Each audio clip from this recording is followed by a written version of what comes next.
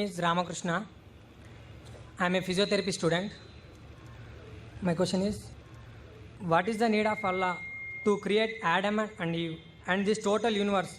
What he will get from this? And my second question is, everything is created by someone. So even God must have been created by someone. What is the meaning of Allah? Brothers asked three questions.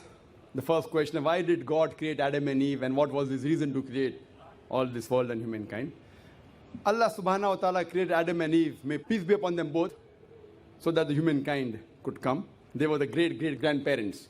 Allah says in Surah Hujurat, chapter number 49, verse number 13, Ya ayyuhan nasu inna khalaqnakum min zakrin wa unsa wa ja'alnakum shu'uban wa qaba'ila lita'arafu. Inna akramakum indallahi atqakum. Inna Allah alimun khabir. O humankind, we have created you from a single pair of male and female and have divided you into nations and tribes so that you may recognize each other, not that you may despise each other. And the most honored in the sight of Almighty God is the person who has taqwa. The criteria to judge any human being, it is not wealth, it's not color, it's not caste, it's not creed, it is taqwa, it is God consciousness, it is righteousness, it is piety. So Adam and Eve, peace be upon them both, they were our great-great-grandparents, of yours also and of mine also, all humankind. Therefore, I call you a brother. We are brothers in humanity. Allah says, Ya you are nas, O humankind. And Allah says in Surah Isra, chapter number 17, verse number 70, وَلَقَدْ كَرَّمْنَا بَنِي آدَمَ. Almighty God has honored all the children of Adam, whether they are born in India, USA, UK, born in a Hindu family, or a Muslim family, or a Christian family. Allah says He has honored all the Bani Adam. If you are a human being, Allah has honored you. Whether your name is Zakir, Abdullah, Ramu, Shankar, if you are born as a human being, Allah has honored you. Now coming to the question, why has Almighty God created the human beings?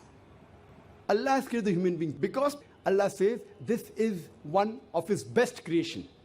All the other creations of Allah subhanahu wa ta'ala, they obey Him. We have the angels.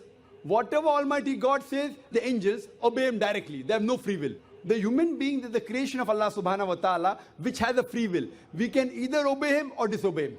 So Allah has created such a creation. We are one of His best creation and the best of forms. But we have a choice of either obeying God or disobeying God. If we obey God, we will go to Jannah, we will go to Swarg, we will go to heaven. If we disobey Him, we will go to hell, we will go to Nark. So this is a test for the hereafter. Allah says in Surah Mulk, chapter number 67, verse number 2, Allazi khalaqal mauta wal hayata. It is Allah who has created death and life to test which of you is good in deeds. So this life is a test for the hereafter. So Allah has created the human beings, and Allah says in Surah Dhariyat, chapter number 51, verse number 56, وَمَا خَلَقْتُ الْجِنَّ وَالْإِنسَ إِلَّا لِيَعْبُدُونَ. That we have created the jinn and the men not but to worship Him. So we are supposed to worship, obey the commandment of Allah subhanahu wa ta'ala. So this is the different creation of Allah subhanahu wa ta'ala, which has the free will of even going against Allah subhanahu wa ta'ala or obeying Him. All the other things, the stars, the trees, the mountains, the Quran says they do sajda to Allah subhanahu wa ta'ala, they prostrate to Him, they obey Him. We have a free will. Now when Allah has given a free will, with the free will if we obey Him, we become higher than the angels. With the free will if we disobey Him, we become the partners of the devil. So He's created us for the test for the hereafter. Coming to your second question. Everything has a creator. Who created? God. If anyone says everything has a creator, it is a wrong statement. Every created thing has a creator. The definition of God is He is uncreated. The moment you say who created God, He's not God. The definition of God is He is uncreated. Suppose a person comes and asks you, that brother, my friend John, he was admitted in the hospital. He gave birth to a child. Can you guess, was it a girl or a boy? Can you guess? Try it out. Guess. Can't guess. Why? Can you on the microphone? Can you guess, was it a girl or a boy? Huh? See, brother John, he was admitted in the hospital. He gave birth to a child. Was it a girl or a boy? Can you guess? A 50% chance. Girl or boy? People are laughing. Why? Can you guess? Can't guess. Why? Even if you guess, can you get the answer right? Achha, can you guess? I'll give you two chances. Was it a girl or a boy? Try it out. Girl. Brother, can a man give birth to a child? Ah, there you made a mistake. Same way you made a mistake by asking who created God. A man cannot give birth to a child. So where's the question of it being girl or a boy? See, now you understood. Ah, now that's good, brother. So it was a man cannot give birth to a child. So where's the question of a girl or a boy? So when you're asking me who created God, God by definition, Allah by definition is uncreated. The moment you say who created Allah, He's not Allah. Walam yakul lahu kufuwan ahad. There's nothing like Him. Coming to your last part of the question, who is Allah? Who is Allah?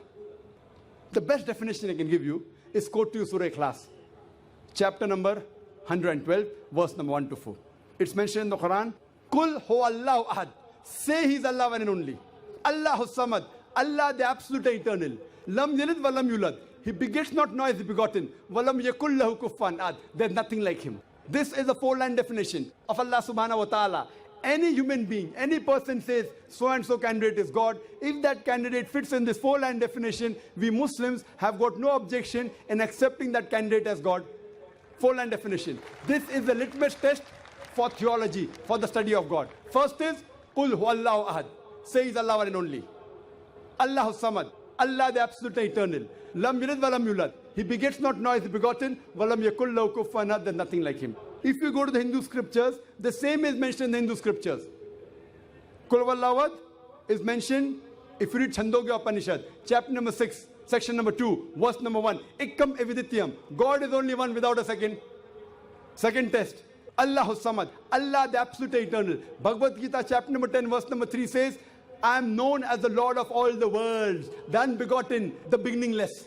Third test. Lam yalid wa lam yulad. He begets not nor is begotten. It's mentioned in the Shvetashvatara Upanishad, chapter number 6, verse number 9. Nachasya kasij, janita na chadipa. Of Him there are no lords. He has got no parents. Almighty God has got no father. He has got no mother.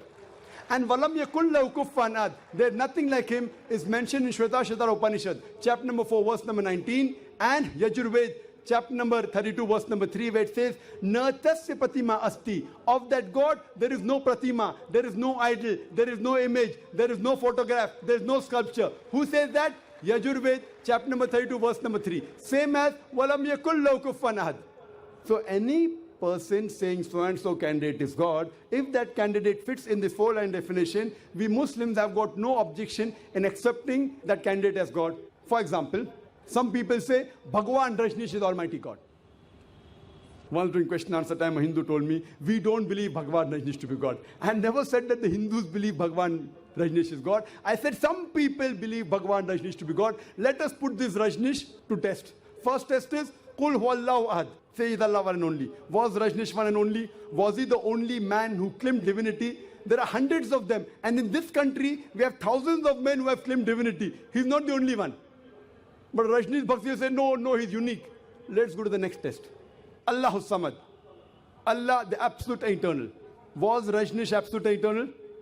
We know from his biography, from his autobiography, he was suffering from asthma, from diabetes, from chronic backache. Imagine Almighty God suffering from asthma, diabetes, chronic backache. Third test. Lam yalid wa lam yulad. He begets not nor is begotten. Bhagwan Rajneesh was born in Madhya Pradesh. He had a father and mother. In 1981, he goes to America, USA, and he takes thousands of Americans for a ride. In the state of Oregon, he starts his center and calls it as Rajneeshpuram, his village. Later on, the American government arrests him and put him behind bar.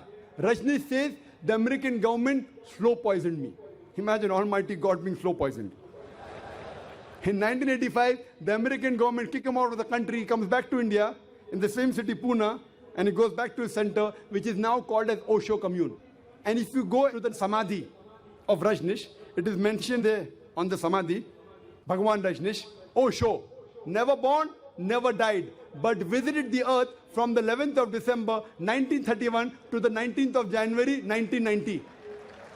Never born, never died, but visited the earth from the 11th of December 1931 to the 19th of January 1990. They forgot to mention in Samadhi, he was not given visas to 21 countries of the world. Almighty God coming in this world to visit the world and requires visas to go to different countries. And the Archbishop of Greece said, if you don't remove Rajneesh out of this country, we'll burn his house and the house of his disciples. And the last test, Walam yakul lahu kufuwan ahad, is so stringent that no one besides the true Almighty God can pass. The moment you can compare God to anything, he is not God. Walam yakul lahu kufuwan ahad. We know Rajneesh, like the human beings, had a beard, one nose, two eyes, 2 ears, 2 hands. The moment you can compare God to anything in this world, he is not God. Walam yakul lahu kufuwan ahad. If someone says Almighty God is 1,000 times stronger than Arnold Schwarzenegger. Might have heard the name of Arnold Schwarzenegger? Have you heard Arnold Schwarzenegger? The person who got the title Mr. World, Mr. Universe. The strongest man in the world, the strongest man in the universe. The moment you can compare God to anyone, whether it be Arnold Schwarzenegger, whether it be Dara Singh, whether it be King Kong, whether it be 1,000 times or 1,000,000 times. The moment you can compare God to anything in this world, he is not God. Walam yakul lahu kufuwan ahad. There is nothing like him. So this is a 4-line definition of Allah subhanahu wa ta'ala given in the Quran. Whichever God you are worshipping, brother, put that God to the test of Surah Ikhlas. If that God passes, that is the true God. Otherwise, it's a fake God.